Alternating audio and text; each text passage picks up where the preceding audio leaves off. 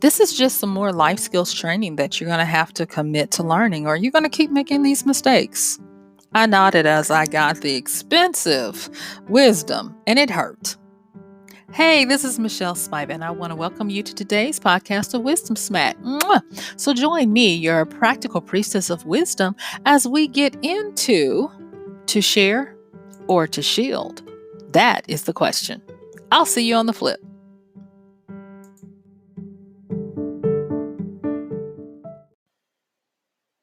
Yes, the question.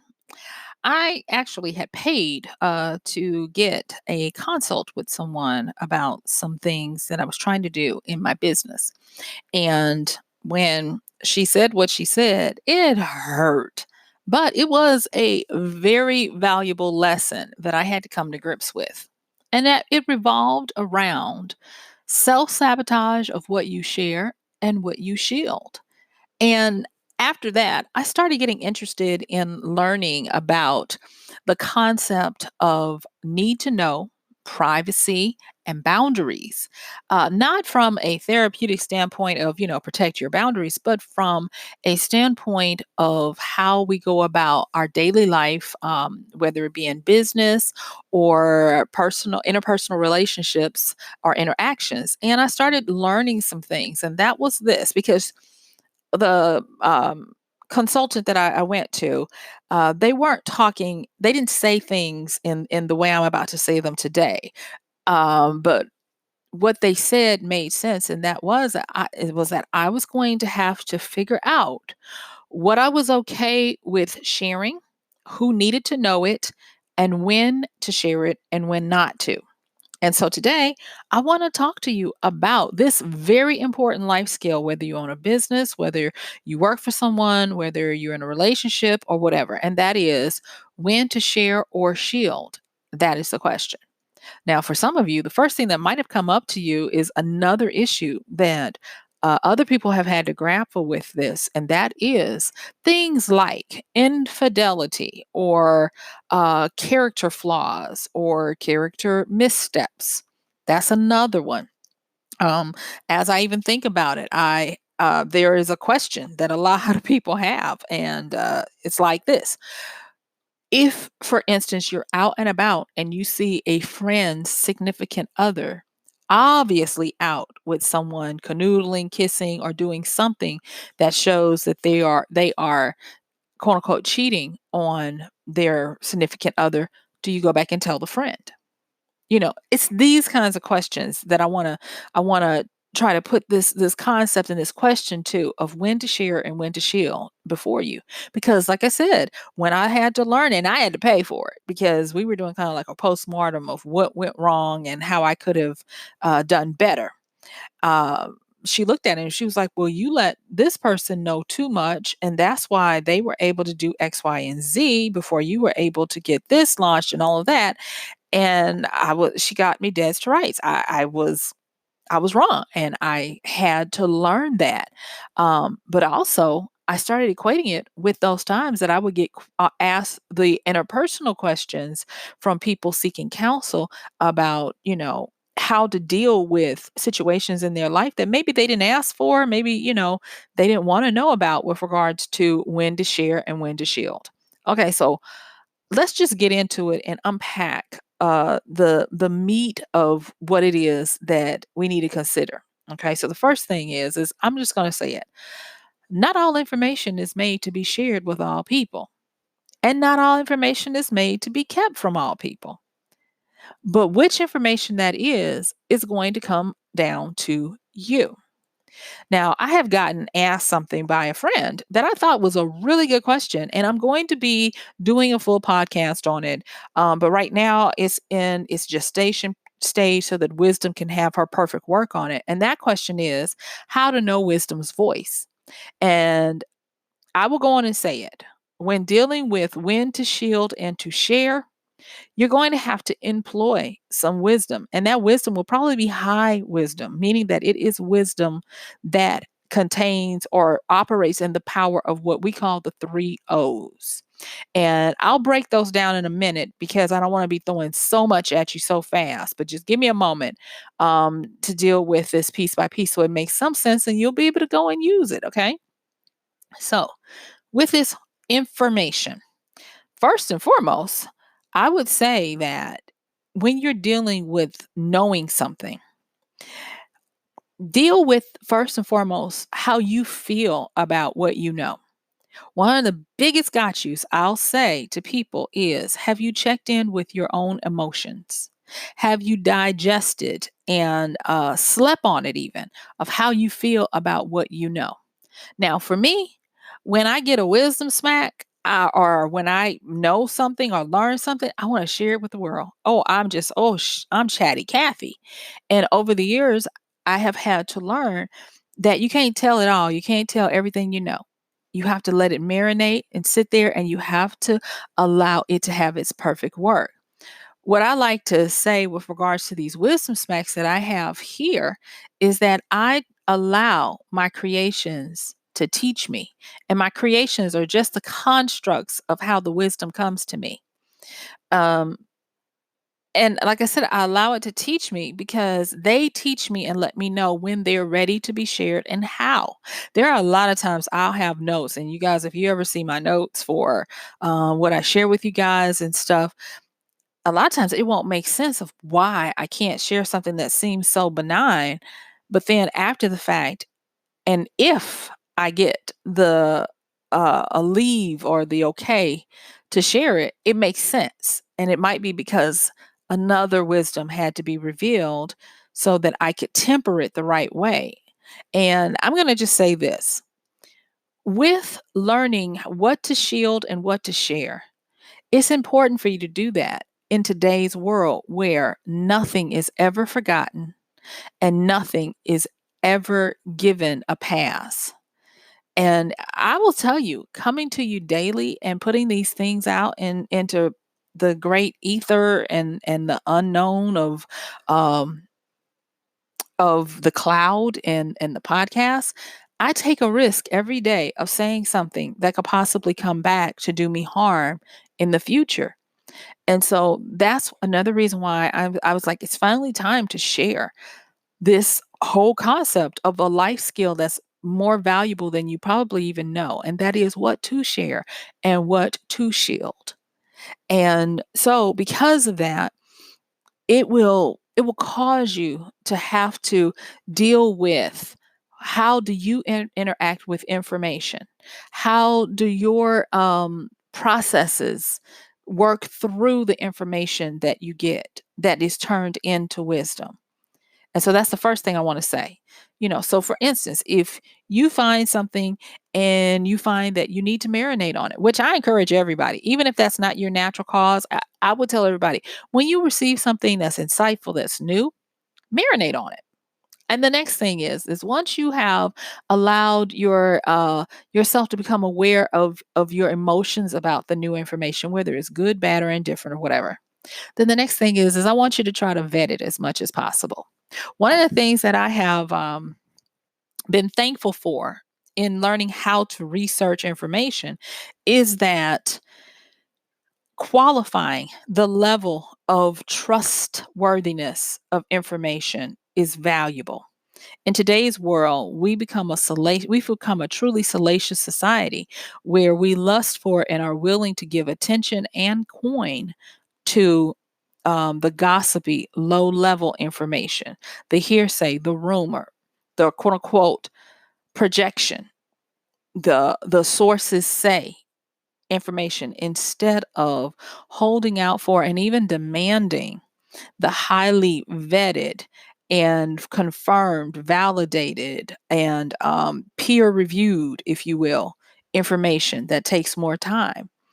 And because of that, it has made it where even our used to be trusted news sources of the world fall prey to this, because if they don't, they will become irrelevant because no one will listen to them because so many people are out there putting out information directly to the public, and the public is latching on to stuff. And so by the time um, the used to be authorities get it and try to do what it is they need to do to scrub it, nobody wants to hear it because it's old news.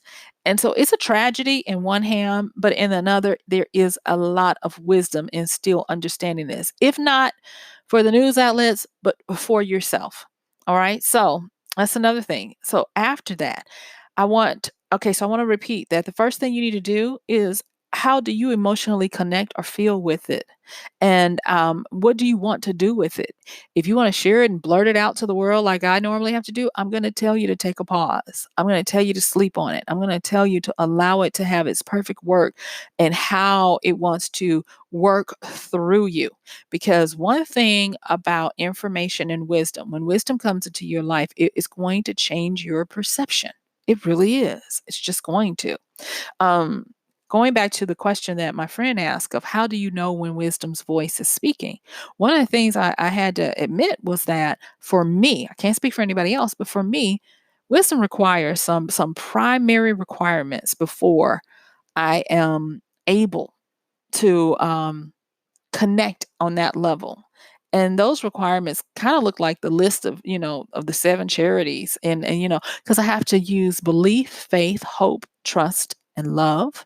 But I also have to be willing to never hoard, but never waste what I'm given when it comes to a particular wisdom.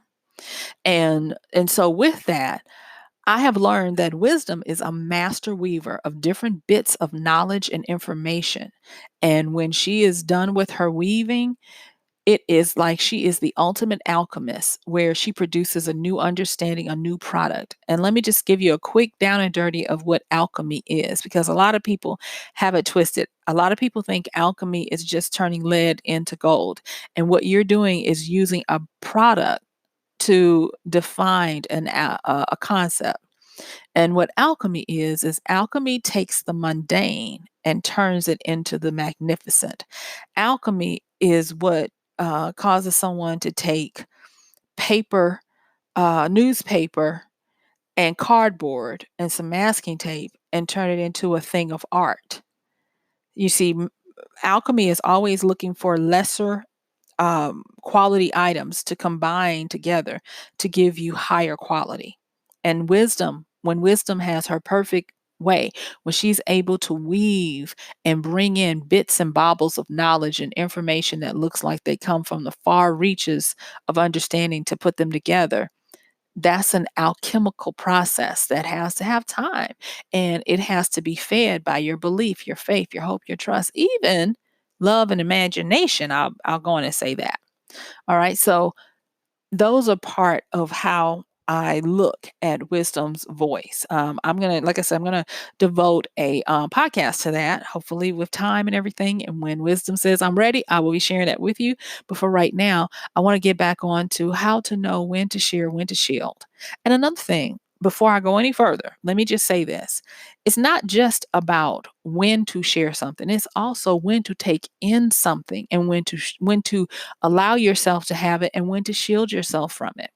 You know, it's amazing to me, and I'm choosing my words carefully here because I am not accusing anyone of anything. I'm just saying it is amazing to me how gullible and how childlike people have become with the types of information they allow into their hearts, into their minds, into their spirit, into their psyche.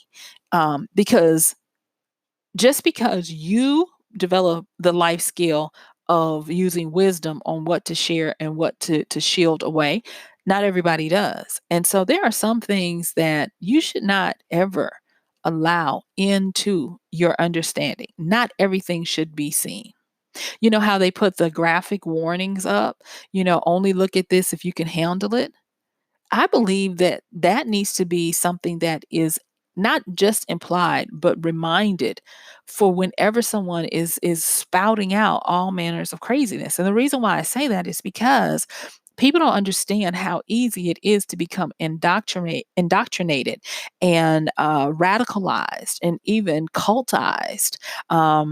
I'll just say it. I put together a podcast on the four necessary components of a cult, and wisdom will not give me leave to release that as of yet. I don't know if I'll ever be able to put that podcast out, but I'll just say that when I was in seminary, I was taught this from that standpoint, and when I was in my psychology master's program, I was taught it from that standpoint. And so the knowledge I have about that is for real. But the life skill of when to share and when to shield, thankfully, is working on me because not everyone needs to know everything. And not everybody realizes that with that same measure, you don't need to receive everything just because it's there. There are certain things that you don't realize can traumatize you. Um, and it will affect and taint the way you do things from here on. You know how people say, I can never unsee that, I can never unhear that? It's because those things have gotten in, and just the very exposure to them does a basic down to the bone and marrow work on who you are and changes you. So also be careful of what you receive as well. Employ these filters on that side. So now that I've taken that time to say that, let's get back on to what to share, what to shield, and how to answer that question. Okay. So the next thing I want to say about this is to know how to do no harm. That's a big one. I thought it was going to be to protect myself and all of this. And what I learned as I started understanding, because what I did was, is I'll just tell y'all, I started studying the levels of classified that the US government uses because there are different levels of security clearance. And one of my siblings used to work for the government, and the job that they had at the time required that interviews be done by different people, including, me. I was like, what? And I mean, I got asked questions about our childhood and stuff. And so at the time, the government was very thorough and how they vetted my sibling before they gave them the okay to get a clearance to do a certain job. And it was eye opening for me. And so once I got this tap on the hand that you messed up, released too much information, and it caused harm and all this kind of stuff. Like I said, I started trying to understand how to handle quote unquote sensitive information. So I started learning the classifications of security. What does it take? And then I started looking at how people were deemed worthy or capable of handling information. And I started looking at compromising and how to prevent your information from making someone else compromised. And then I remembered when I used to work for an airline, the particular job that I had to go every 6 months to our company's legal team where I went through training and I had to sign off that I had gone through this training that said things like, because of this information, you are considered XYZ, meaning that I could not buy stock and profit from things because it would be considered insider trading. I couldn't share certain information lest that happened. And whomever I shared it with, even if it was third party hearsay, if they could trace it back to coming to me, that I was liable and all of this. And so all of these bits and bobbles of information that I had experienced in the past, wisdom started to weave them together to start to show me that one of the biggest life skills you'll have is to know when to talk and when to keep your mouth shut, when to reveal and when to shield, when to share and when not to. And because of that, I then went back and remembered the three O's. Now, the three O's are usually attributed to deities, like the all knowing God. And I'll go over them real fast because I said I was going to come to them, but I wanted to make sure we had set that up before I got to them. So the three O's are this: omnipotence, omniscience, and omnipresence. All right, so let me just give you quickly what they mean. Omni means all. Okay, so omnipotence means all powerful. Omnipresence means all being, being everywhere, like panoramic or whatever.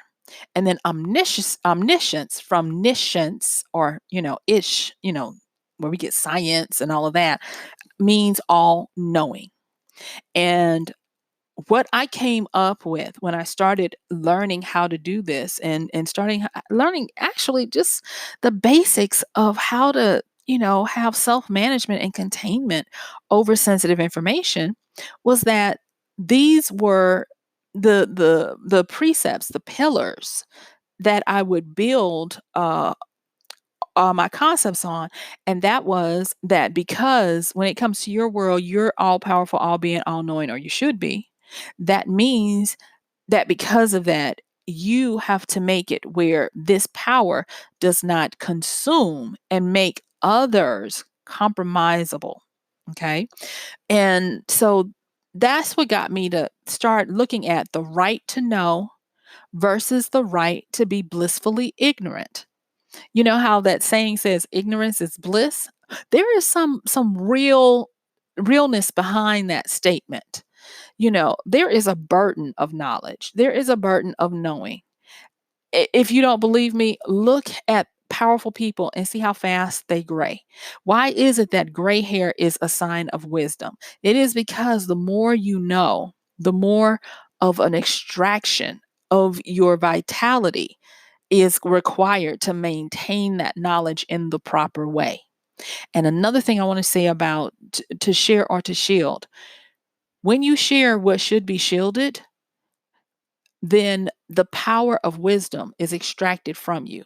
Wisdom pulls back a little bit, and you get into follies and all these things.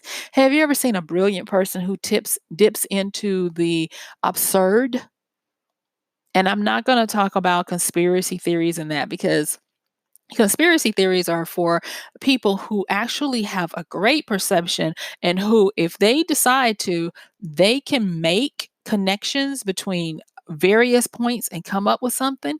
And I'll also say this on a lot of the conspiracy folks.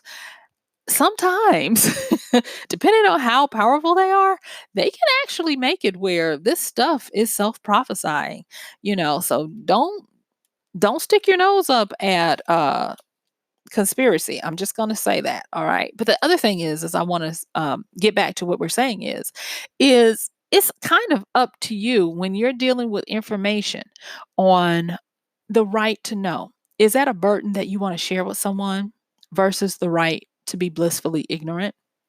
Let me go back to the situation of the friend, whether or not they tell their other friend that their significant other is cheating. That's one of the things. Does your omnipotence, omnipresence, and omniscience of knowing this situation, does it cause a freedom for the person, or does it cause a burden for the person? And one of the things I'm going to say is that I've had to learn is that it's a sharp sword's edge that you got to balance with that, because it depends. It really depends. I've never had to be in that situation, thankfully, but I have had people who've been in that situation who have actually asked me, what would I do? And at the time, with all the best resources that I had, I was like, you need to have a conversation, not about the information, but about the what ifs. And you need to establish the relationship that you have with that person. What do they expect of you to qualify and to remain their friend? And because you have that conversation and you get that understanding, then you know whether or not to share the burden of the knowledge, or to help them remain blissfully ignorant. And you'll be surprised at what happens. Now, let's go back to my quote unquote self, curriculum that I developed once I had this big snafu happen in my business because I told too much to the wrong people. So of course, I went back and I started looking at security clearances and all of that. And then I remembered my days in human resources when I was young, just coming out of school, and the protocols for the need to know of who needed to know what and when. And I noticed that there was a reason why you had VPs, senior management, middle management, and first line management, because the need to know, the higher up, the more they needed to know. And most people got it confused. So we spent most of our time trying to make sure that the frontline managers who were dealing on the floor always kept their superiors in the know instead of just trying to handle it. Yes, handle it, but let them know, because they're the ones who are not just paid, but made and qualified, hopefully, to handle this when it comes time to handle it. Too many times we had folks who were out of their depths trying to handle things that had gotten out of line, only for upper management to come in and say, "Why didn't you let us know? We could have done X, Y, and Z to fix this." And so, going back to those three O's, I want you to understand that you're in that upper management, buck stops here position when you get information. And it is up to you, hopefully, to instill the right filters on yourself and to those who would hear you on what to know. I talked in a podcast a long time ago about the seduction of a secret. And secrets are things that can be shared between people that binds them together in either a hostile situation or a sensuous situation. Think about how many people have affairs, and when you get down to it, it was never really about the sex. It was about the secret and the salaciousness of that, not salaciousness, but the attraction of that secret that kept them doing it, you know, of getting away with the taboo. So there is, you have to understand, there is a seduction to information as well. And thus, be on guard for when people say, "Oh, tell me, you can tell me, I can handle it, you can tell me," you know.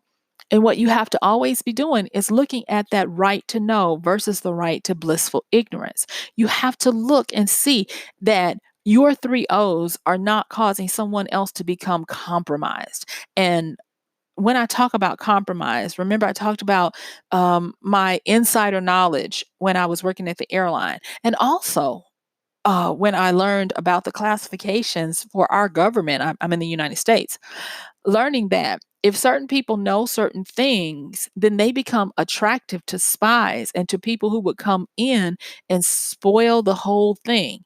And so you have to make sure that people don't have certain vices that make them a ready target. I never understood, well, why is it that you have to have this impeccable credit and all this kind of stuff to hold this position? And only to learn that if you have a lot of debt and you know a lot of things, what's to say a very powerful person, company, or country couldn't come in and offer you a lot of money to make all of those worries go away if you give them this information or go get it? That is a lot of times how people get into treasonous situations, because they become compromised. And so you have to be careful of that. So as my time is coming to a close, I want to tidy this up, and I want to say this, that one of the biggest life skills that you'll ever learn is how to handle wisdoms and knowledge. You will have to learn that there are certain things that should be shared, need to be shared. And then there are certain things that need to be shielded. And when I talk about the share and shield, it's not absolute either way. You will find certain gradients.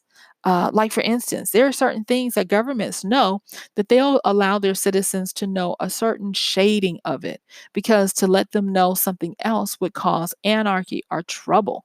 I was searching the other day on civilization. I'm trying to get this civilization game up and going and everything. And I was learning that it is actually good for a society to have a little bit of crime, because not all crime is bad. Some of the crime actually moves a society to become better, because it shows you open places of, you guessed it, compromise, where you can shore that up and make it better. I mean, just all of these different little things. And I know that this is not enough time to cover it, but I'm going to leave you with this. To share or to shield means that you need to understand and qualify your information and yourself. First, look at how you emotionally feel about receiving this information. Allow it to marinate, sleep on it. And then once you figure that out, then the next thing is you need to make sure that you look at this information and its impact on others. Start to qualify them as to whether they need to know it, or it's nice to have, or it's something that they should never be exposed to. The next thing is take the litmus test of the right to know versus the right to blissful ignorance. And if it would cause more harm to that person, they don't need to know. And then also exercise the option of maybe showing shades of what you share if it's something that can be shared. You don't have to plug them into the fire hose and give them everything. So hopefully this is something that will help you in your life skills of how to move forward and how to handle more power and more things. And so guess what? Yep, my time is up. I want to thank you for yours. This has been Michelle Spiva, your practical priestess of wisdom, with another podcast of Wisdom Smack. Mwah! Check the show notes, and I am going to see you tomorrow. Bye.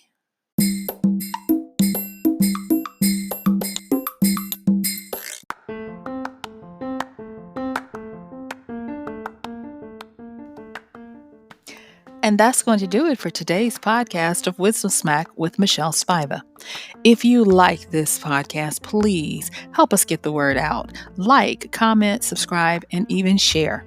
And if you really like it, please help us continue to get the word out by considering using this show's link for Amazon. So when you want to go to Amazon and you do all of your general shopping, please use MichelleSpiva.com/AMZ. It's simple as that. It doesn't cost you anything extra, and this show might receive a little bit of commission that will go towards helping to further get these episodes out to you and to others. So thank you so much for listening. This has been Michelle Spiva with Wisdom Smack. Bye.